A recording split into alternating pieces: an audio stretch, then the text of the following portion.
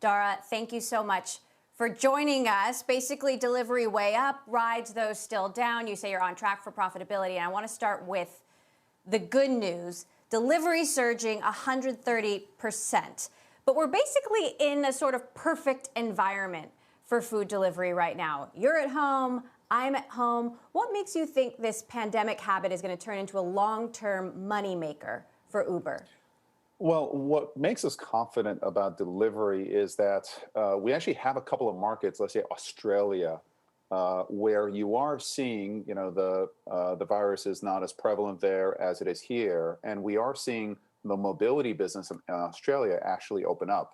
Mobility is down only 20 to 30% in Australia. And even though the cities are opening up, people are starting to move around, our delivery business continues to actually accelerate.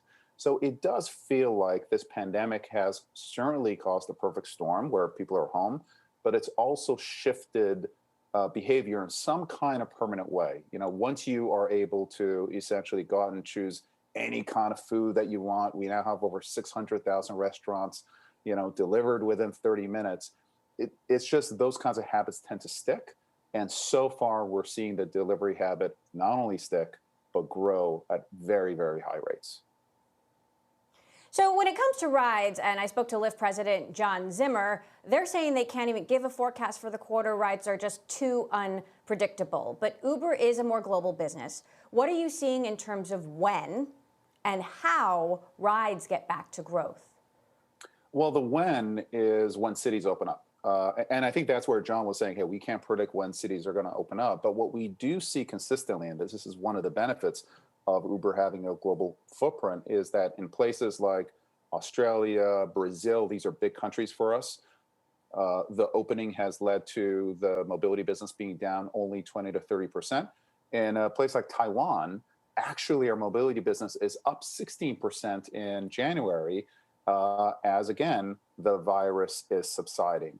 What we can't predict is when is SF going to open up, or when are particular cities going to open up. But when they do, not only do we see Uber coming back, but typically we see Uber coming back faster than other modes of transportation, whether it's taxi or other modes. So we're confident that we're going to come back. So why do you think pandemic eating habits won't change, but our ride-sharing habits will? Well, I think that what we do see is that people, as soon as these cities open up, they want to get out of their houses. I'm not saying that the habits are going to go perfectly back to where they were. So, for example, we are seeing our volumes in the suburbs actually grow pretty quickly. I do think that there's going to be a bit of a move from urban to suburban. People in the suburbs also use Uber, which is a good thing. We are seeing a different pattern in terms of the use of commute. So I think whereas your commute hours were strictly used to be, 7:30 to 9:30 or 10:30, I think most companies are going to be more flexible, and that those commute hours are going to be spread out, which we think is actually a good thing because it'll help traffic during the high volume commute hours. And during those hours, we typically don't have enough drivers. So we do think habits are going to change, but people are going to want to get around, and they get around with Uber. Now, you talked on the earnings call about grocery delivery being in the early days. You bought Corner Shop in Latin America, Postmates, which does this as well, Drizzly, which delivers alcohol. Should Instacart be worried? I think Instacart, the grocery space is so big that I'd say Instacart is doing great from what I hear, and I think it's a great company and it'll continue to do well.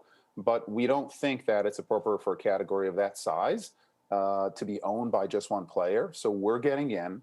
The Corner Shop team has built a really, really great service in Latin America. We're going to help them expand in Latin America. But really what we bring is a global footprint. So with Corner Shop, we're coming into the US and we'll continue into other global expansion as it relates to grocery. That does set us apart from some of the other competitors, including Instacart.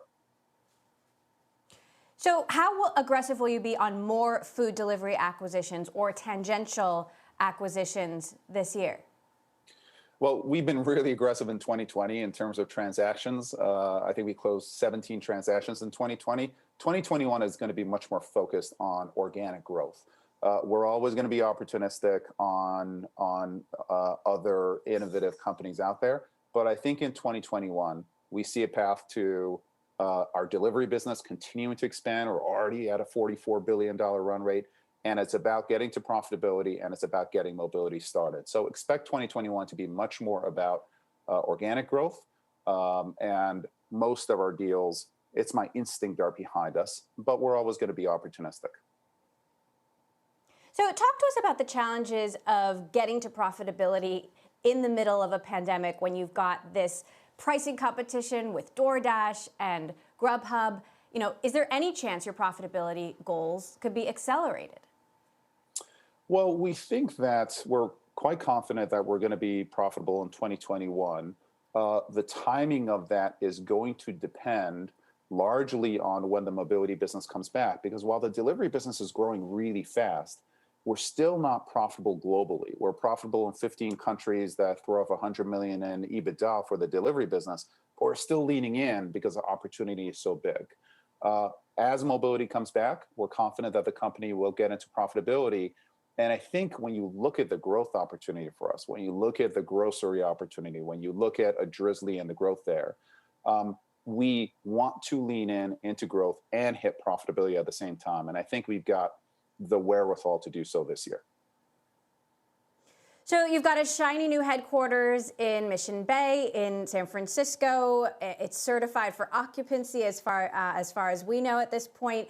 And yet there's a report you're planning to lease 300,000 square feet of that space. Do you plan to move in there, and when?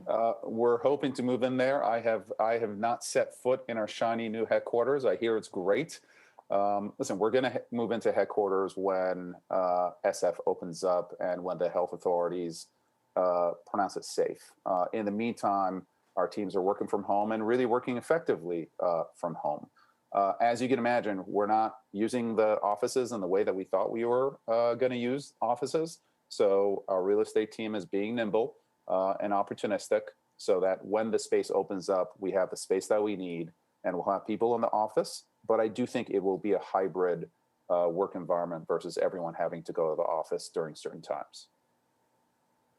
Now, you've partnered with Walgreens to help get people to their vaccines. We've got a new administration. If there's one thing the Biden administration could do that would make a difference for Uber, what would that be? Well, I think the Biden administration is making a difference. We really do want to partner with the administration in getting vaccines to underserved communities. And the challenge with those communities is, one, education, make sure that they understand that the vaccine is safe, that it's effective. And then the second is, we don't believe that transportation should stand in the way, or the ability to get transportation should stand in the way of getting healthcare. So we are leaning forward, and we would welcome a partnership with the administration to go out and help people who are in these underserved communities get vaccinated. They are the hardest hit, and we want to be there for them. Now, we've been following this retail trading frenzy, and of course, it's been obviously interesting to watch Uber stock up, 200% since the pandemic low, passing that $100 billion market cap mark. As the CEO of a company that could be at the whim of hedge funds and now Redditors, what's your take on what's happening here?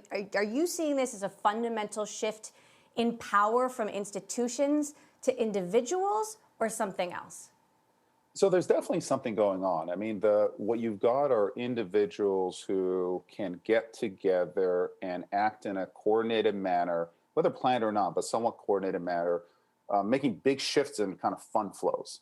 I think that those shifts they're largely going to be like temporal, more short-term in nature. So from a CEO standpoint, if we focus on the long term and we focus on adding value over the next year, 3 years, Okay. 5 years, I think the stock will take care of itself. But what's going on in retail is pretty extraordinary, and I think it's a force to be reckoned with.